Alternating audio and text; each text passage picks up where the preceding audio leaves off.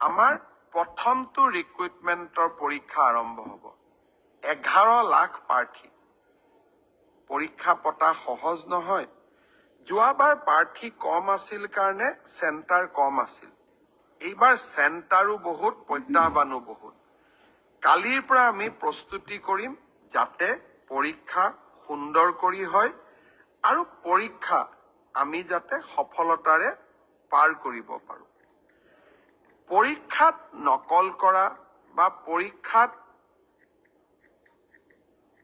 নিয়মৰ বাহিৰত গৈ যিসকলে কপি কৰে, নকল কৰে, তেওঁলোকৰ বিৰুদ্ধে আমাৰ চৰকাৰে এখন বিধানসভাত আইন প্ৰণয়ন কৰিছে।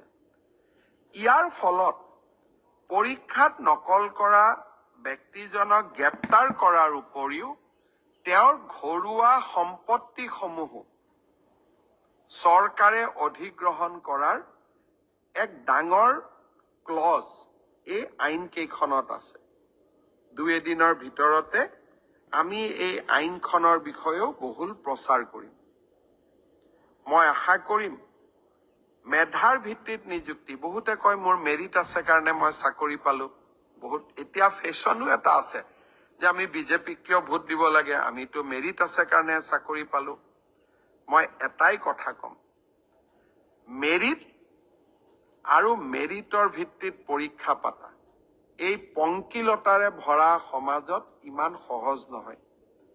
এক প্ৰকাৰ কালি পৰহিৰ পৰা আমাৰ অফিচাৰসকলে ৰাতিয়ে দিনে কাম কৰিব লাগিব যাতে 15 ছেপ্টেম্বৰৰ পৰীক্ষা নিকা হয়। কিন্তু মুখ্যমন্ত্ৰী বা আন মন্ত্ৰীসকলে যদি বিচাৰে পৰীক্ষা নিকা হ'ব নালাগে, মোৰ মানুহে চাকৰি পাওক, তেতিয়াহ'লে সকলো কথা সহজ। 7ৰ বিপৰীতে গৈ আমি কাম কৰিছো। পৰীক্ষা নিকা হওক, আমাৰ মানুহে পাওক নাপাওক, মেধাৰ ভিত্তিত চাকৰি হওক।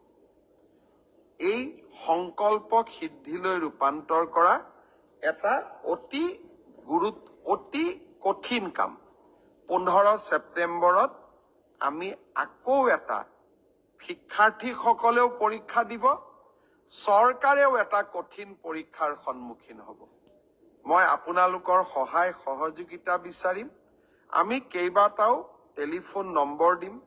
কোনোবাই যদি কৰবাত কিবা এই ধৰণৰ বেআইনী ঘটনাৰ সুযোগ পায়, নকল কৰাৰ ঘটনাৰ খবৰ পায়, কিবা নকৰিবলগীয়া কাম কৰিব এনেকুৱা আগতীয়া খবৰ পায়, আপোনালোকে যাতে আমাক জনাব পাৰে।